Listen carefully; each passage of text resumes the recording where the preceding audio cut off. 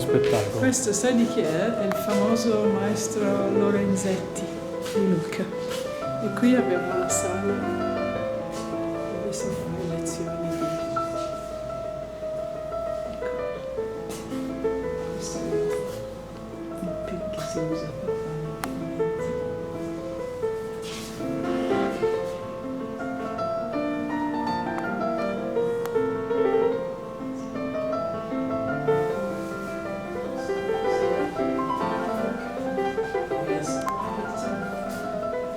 Shall I do an explanation?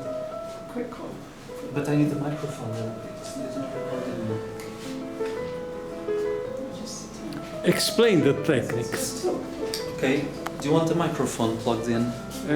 Now I am with the ambient.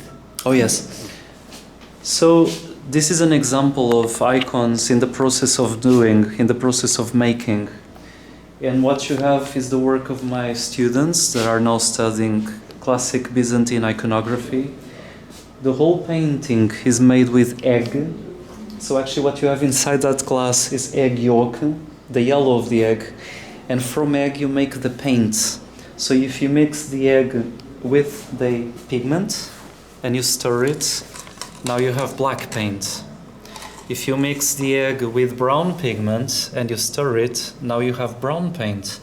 So essentially, the whole painting is worked layer upon layer, and each of the layers is symbolic.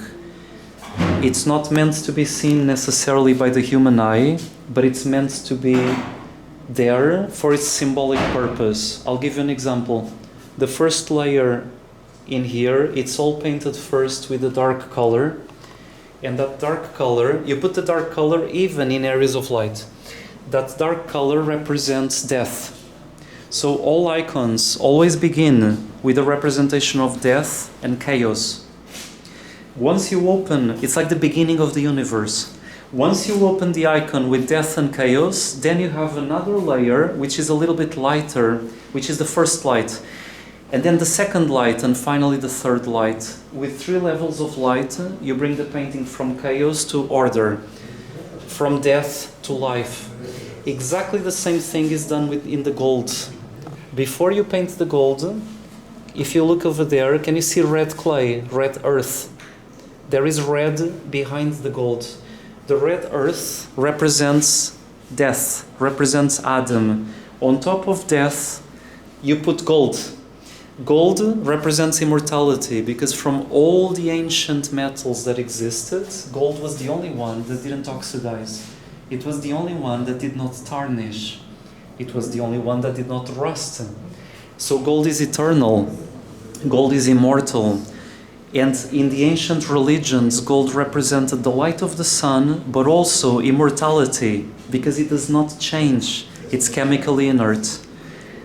The symbols of icons are incredible, and I think every artist should have studied ancient painting techniques, because we know nothing about history, and then we're trying to make statements about the future. No, it should be the other way around. We should first learn what was done before, and then push towards something radically new. Otherwise, we don't know what is new or not. Most things were done already. Thanks. Pleasure.